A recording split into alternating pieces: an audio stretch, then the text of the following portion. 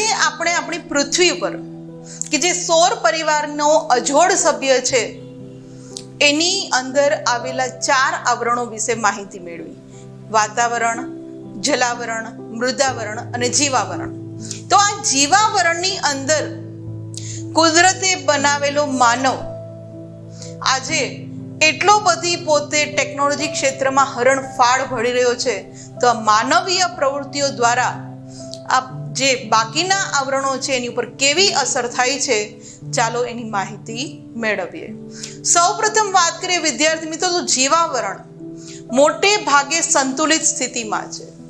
જો આપણે આ કુદરતી રીતે જે આપણને મળેલી વસ્તુઓ છે એનો દુરુપયોગ કરે તો આ સ્થિતિ સંતુલનમાં રહેતી નથી. પણ આજનો માનવી છે એ એવી પરિસ્થિતિ, એવી પ્રવૃત્તિઓ કરે છે કે જેને કારણે માનવીય વિક્ષેપો જે કંઈ થાય છે, જેને કારણે એમ કહી શકાય કે જે સંતુલિત તંત્ર છે એને ખલેલ પહોંચાડે છે. અને ત્યારે આપણે ઘણી બધી મુશ્કેલીઓ ઊભી કરીએ છીએ, કારણ કે આપણે જ એવી પ્રવૃત્તિઓ કરીએ છીએ કે જેને કારણે વાતાવરણ પ્રદૂષિત કર્યું છે. આપણી માનવીય પ્રવૃત્તિઓને કારણે જ આપણે જ વિકસાવેલા ઉદ્યોગ ધંધાને કારણે આપણે દૂષિત પાણી છે એ નદીઓ, મહાસાગરોમાં વહેવડાવીએ છીએ કે જેથી જલાવરણ પ્રદૂષિત બન્યું છે. અને આપણી જ પ્રક્રિયા એવી છે કે જેને કારણે આજે મૃદાવરણ પણ એમ કહેવામાં આવે છે કે દૂષિત થઈ રહ્યું છે. એટલે કે માનવીય પ્રવૃત્તિઓ એવી આપણે કરીએ છીએ કે જેણે આ સંતુલિત તંત્ર હતું એને ખલેલ પહોંચાડ્યું છે. અને પર્યાવરણનું જે શોષણ આપણે કરી રહ્યા છીએ એના પરિણામે આ કુદરતી પોષણ કડી છે વિદ્યાર્થી મિત્રો એ જોખમમાં મુકાય છે. અને આવી સ્થિતિમાં વિદ્યાર્થી મિત્રો માનવ અને પર્યાવરણ બંને માટે હાનિકારક છે. કે માનવ છે એ આજે પોતાના સ્વ વિકાસ માટે બીજા જે સજીવો છે એના માટે વિચારતા નથી, કે પોતાના સ્વાર્થ માટે જંગલો કાપી રહ્યા છે. તો જેના કારણે જંગલી પશુઓ, પંખીઓ ક્યાં જશે?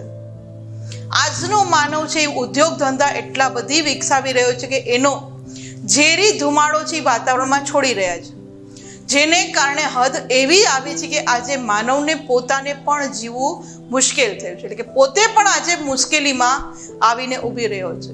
અને એ જ રીતે જે પીવાનું પાણી છે એને દૂષિત કરવાનું કામ પણ માનવ કરે છે.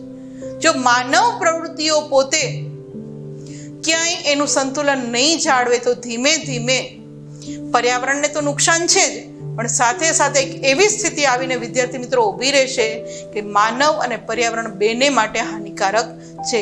જો કે આજે વિશ્વના દરેક દેશની અંદર હવે લોકો સજાગ થઈ ચૂક્યા છે કે આપણે જો આપણા પર્યાવરણને નહીં બચાવીએ તો એક દિવસ એવો આવશે કે માનવ સ્થિતિનું જ અસ્તિત્વ રહેશે નહીં. એટલે કે જીવસૃષ્ટિ જે આપણી પૃથ્વીને મળેલી છે એનું અસ્તિત્વનો જ નાશ થશે. આ ઇમેજની અંદર માનવો દ્વારા જે પ્રવૃત્તિઓ કરવામાં આવી છે કે જેથી વાતાવરણ, મૃદાવરણ, જલાવરણને નુકસાન થાય છે, આ નુકસાનને અટકાવવું એ જ આપણું મુખ્ય કાર્ય હવે હોવું જોઈએ. તો જોયું ને વિદ્યાર્થી મિત્રો, આ પાઠની અંદર આજે આપણે વાતાવરણની અંદર તેમજ જલાવરણની અંદર અને મૃદાવરણની અંદર કઈ રીતે વિકાસ પામ્યો છે ને કઈ રીતે આપણે માનવોને એ ઉપયોગી છે એના વિશે માહિતી મેળવી. એટલે કે આપણે આ પાઠની અંદર પૃથ્વીના જે મુખ્ય 4 આવરણો છે એની માહિતી મેળવી. તો આશા રાખીએ છીએ કે જે તમને સારી રીતે સમજમાં આવ્યા હશે.